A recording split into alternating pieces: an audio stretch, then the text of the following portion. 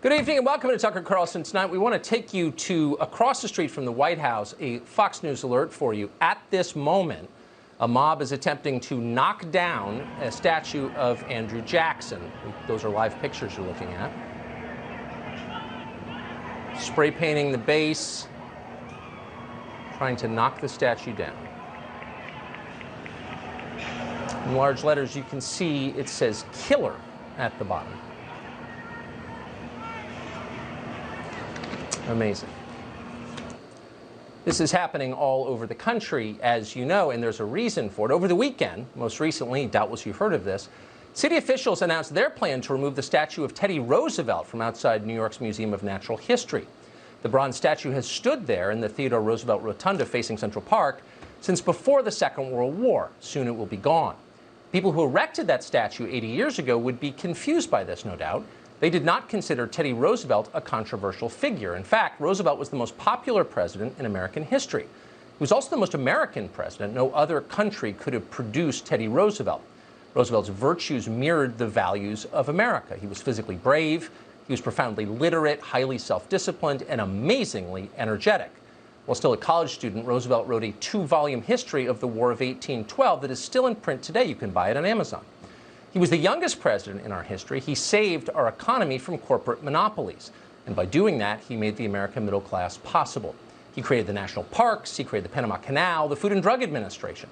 And then he kept going. The list of Teddy Roosevelt's achievements fills entire shelves of biographies.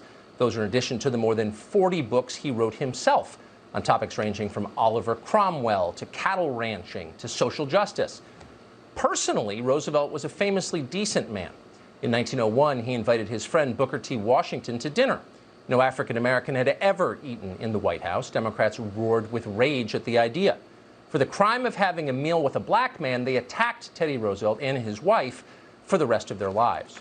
But Roosevelt never bowed. He gave the finger to the mob, and he continued cheerfully on. Teddy Roosevelt was a hero to millions of Americans. He still is. That's precisely why they're tearing down his statue. They know that if they can force you to watch as they topple your heroes, they have won.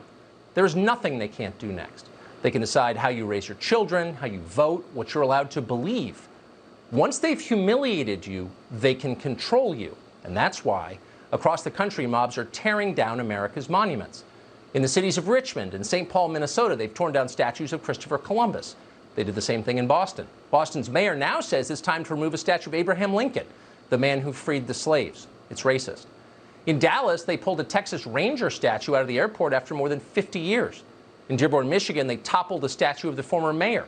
They did the same thing in Philadelphia. In Nashville, they pulled down a statue of a former U.S. senator. Same in Albany.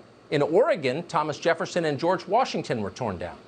In San Francisco, the mob demolished statues of Ulysses S. Grant, Junipero Serra, and Francis Scott Key. On the pedestal of the Key Monument, they spray-painted "Kill the Colonizers" and "Kill Whitey," just in case you missed the point. One thing all of these Americans, now canceled, have in common: not one of them fought for the Confederacy. Pulling down their statues had nothing to do with the Civil War, at least not the first Civil War, the one that took place 150 years ago. Democrats understand that very well, and they support all of it. In every place where the mob has destroyed public monuments, Democratic leaders have backed them as they did it. But at the same time, and you should know this, so have many Republicans. Last week, a mob in downtown Washington, D.C. decided to tear down a statue of a man called Albert Pike. Pike was famous as a journalist and a poet, and later as a prominent Freemason. For less than a year, from late November of 1861 to mid-July of 1862, Pike served in the Confederate Army. Pike was later arrested for treason against the Confederacy, and he faced execution for that. But in the end, it didn't save him from the mob. They set fire to Pike's effigy as it lay on the ground. At least one prominent conservative tweeted his approval of this. Republicans in Congress said nothing at all, and they could have. Pike's now destroyed statue is owned by the National Park Service. It's federal property. Tearing it down was a federal crime. But no one in Washington even considered enforcing that law. Kevin McCarthy of California, the top Republican in the House, was not in a position to say much of anything.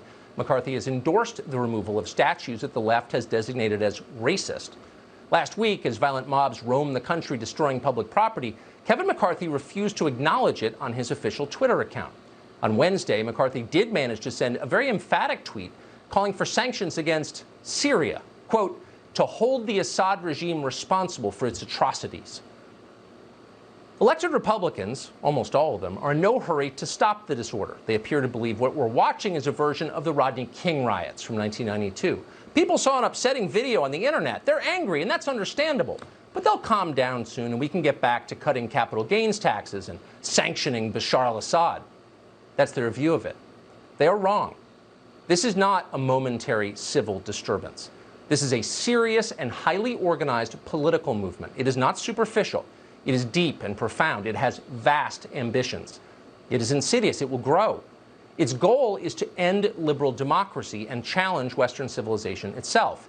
This is an ideological movement. The ideas that fuel it have incubated for decades on college campuses. We paid for all of it, by the way. The rest of us were so thrilled that our kids got into Duke that we decided to ignore what Duke was actually teaching them and just continued to send big checks. That was a mistake. It was one of the gravest mistakes we've ever made. We didn't appreciate the stakes involved at the time, and as a result of that, we became easy marks for their lies. Even now, so many of us continue to pretend that this is about police brutality. It's about the death of a man called George Floyd in Minneapolis. We still imagine we can fix it by regulating chokeholds or spending more on de-escalation training. We are too literal, we're too good-hearted to understand what's really happening. Our decency is the mob's main weapon against us. We have no idea who we're up against. For most people, the primary joy in life is the act of creation, making something good and useful, whether it's dinner for your family or a deck off the back of your house or a solid day at work. The most profound act of creation, of course, is having children, new life itself. Healthy societies celebrate all of this. They understand that the impulse to create is how civilizations are built. But they also recognize that there are forces arrayed against creation, and they vigilantly defend themselves against those. In every society, there are those who seek to destroy. They destroy for the same reason that troubled boys torture dogs or shoot house cats. Inflicting pain makes them feel powerful. We used to call people like that antisocial forces. They still exist, we just pretend they don't. Or worse, we excuse their behavior. We coddle them, we fund them. Wall Street sends the money in the hope that they will be destroyed last. The rest of us just look on confused. We don't really know what's happening. But the destroyers know. They know exactly what's going on. Never in American history have they been more emboldened than they are now. Just this afternoon around lunchtime, an activist called Sean King issued the following demand on Twitter, quote, all murals and stained glass windows of white Jesus and his European mother and their white friends should also come down. They are a gross form of white supremacy, created as tools of oppression, racist propaganda. They should all come down. End quote.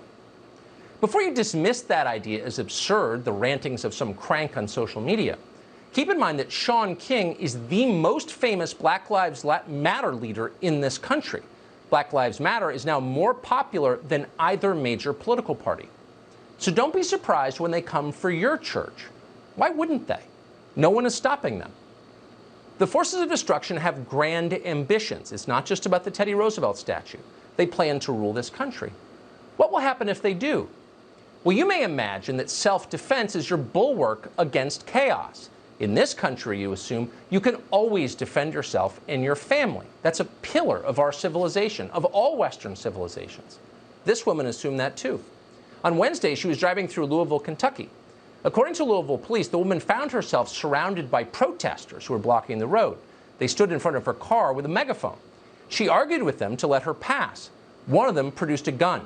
The woman tried to flee. We're showing the dramatic tape on your screen right now. Look at it. When the woman stopped at a red light a block later, another protester pointed a gun at her again. She hit the gas and made it home alive. On Sunday, National Public Radio published an article about the incident. The headline of that piece, quote, vehicle attacks rise as extremists target protesters. In other words, for trying to escape from being murdered, NPR called this woman an extremist who was, quote, targeting protesters. Our great senators. Hi, Chuck. He used to love me when I was a Democrat, you know.